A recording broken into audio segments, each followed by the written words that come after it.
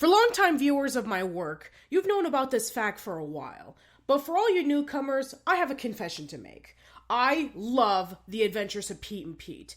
The Adventures of Pete and Pete remains to this day my personal favorite live-action show Nickelodeon has ever created. It's quirky, surreal, and gives a strange yet touching view of what it's like to grow up as a kid and a teenager.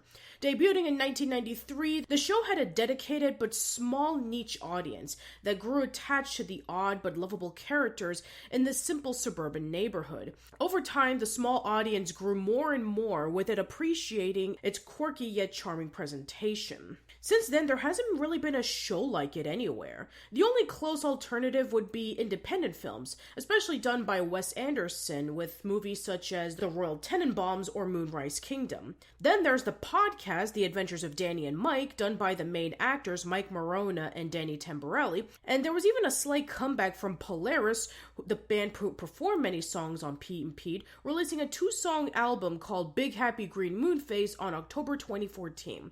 I was sure that something like The Adventures of Pete and Pete would never happen today, unless it was in the form of a reboot. However, to my surprise, when I heard that Will McRobb, one of the creators of Pete and Pete, was creating what he called a pseudo-sequel or even a spiritual successor to the classic 90s Nickelodeon live-action show on Amazon Prime, called A Kid Called Mayonnaise, releasing on September 1st, 2017, it was said to bring the same elements of Pete and Pete for the 21st century. Now that I had a chance to see the pilot, is it worth checking out?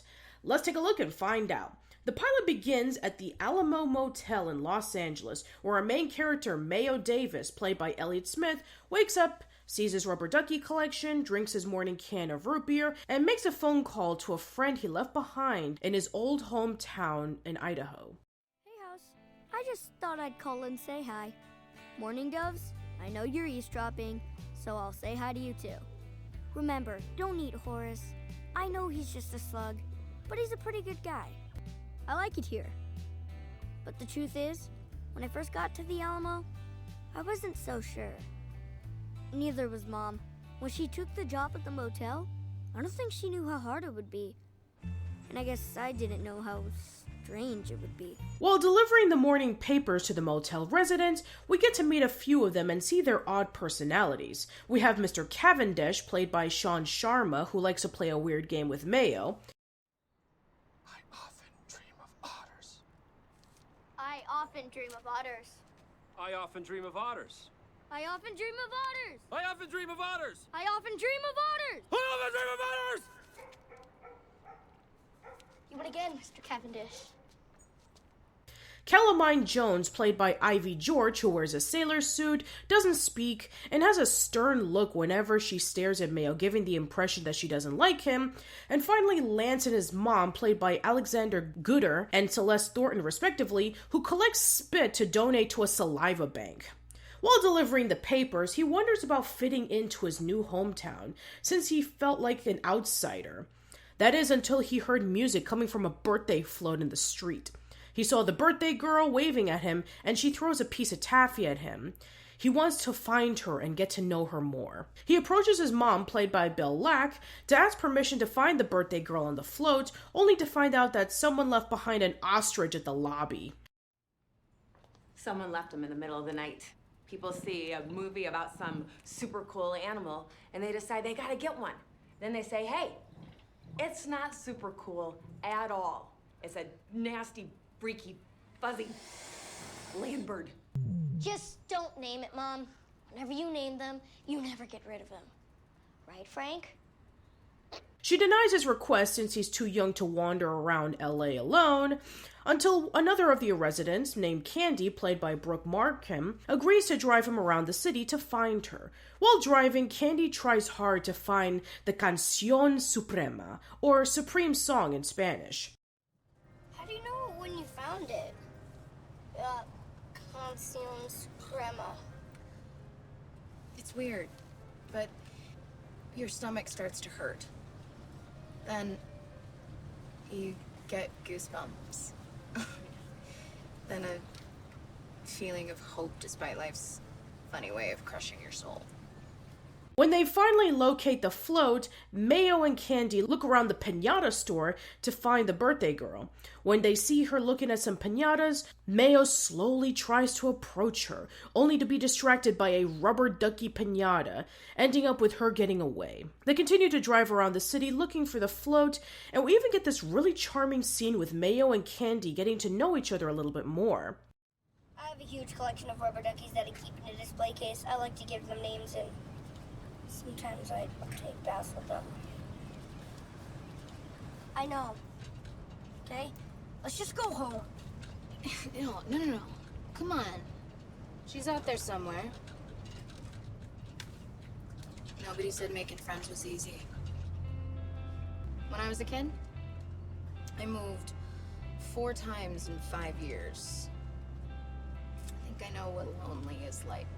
Eventually, they found it parked near a playground where the birthday girl, played by Brianna Reed, and her 3 older friends, cousins, sisters, I don't know, are celebrating. When meeting her for the first time, it doesn't turn out as well as Mayo had hoped. Oh, hi. I'm Mayo. Mayo Davis.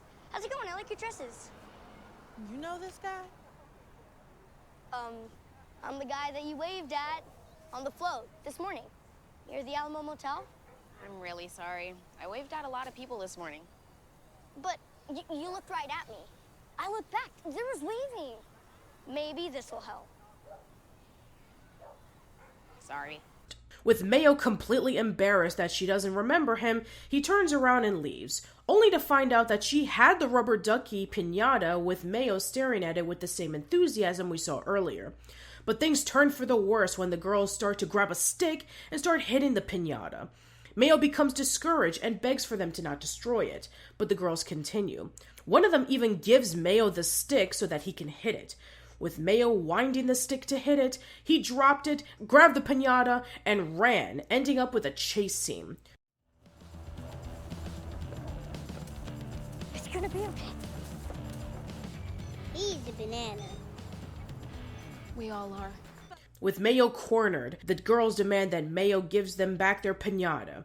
However, the birthday girl steps in to take care of the situation herself. And then this happens. You don't have to smash it just because they want you to. I know. Come on. They're getting away! They're getting away! Wait! Ah! Candy locates Mayo and the birthday girl and drives them back to the motel. The pilot concludes with Muriel keeping the ostrich, Mayo and the birthday girl becoming friends, and Calamine showing slight respect for Mayo. So, House, if you're wondering about my new life here, have to say, it's pretty snazzy. Sure, I almost got clobbered trying to save this duck, but I learned that when your brain is saying, hey buddy, are you sure you want to do this? That's when you gotta say, brain, it's time for me to make a stand. Bye for now, House. I miss you guys. And I hope you miss me too. So, how does A Kid Called Mayonnaise fare out compared to Pete and Pete? I think it's pretty good. The characters are great, the setting is a lot larger than Pete and Pete's suburban town, but kept simplified long enough for us to get fully acquainted with the locations.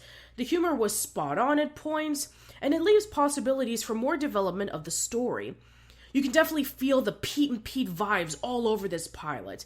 Mayo narrating about his life to the audience, the indie music playing in the background, the strange yet familiar setting, the eccentric yet lovable characters. And we even have Candy trying to find the perfect song, just like Little Pete did in the episode Hard Day's Pete. The Canción Suprema, Underdogs, performed by Diet Sig, is fantastic, and I hope that they stick around to become this show's Polaris. There's even Lance and his mom collecting spit, which may be a reference to Stimpy collecting jars of spit in the episode Ren's Toothache. After all, Will McRobb was a story editor on the Ren and Stimpy show before creating Pete and Pete. Just like Pete and Pete, A Kid Called Mayonnaise starts off on a strong note, and with more time, I'm sure it can continue to improve. So if you're interested in checking it out, you can see the pilot on Amazon Prime for absolutely free. However, it'll be only available until September 10th, so hurry up while you still have a chance. Plus, you can even vote on the polls or even leave a comment saying that you'd like to see it become a full-fledged series. Overall, if you're a huge fan of The Adventures of Pete and Pete, or you like unconventional yet charming indie movies done by the likes of Wes Anderson, I highly recommend that you check it out. It just goes to show you that we can get a Pete and Pete spiritual successor in the 21st century with the same spirit on a fresh coat of paint.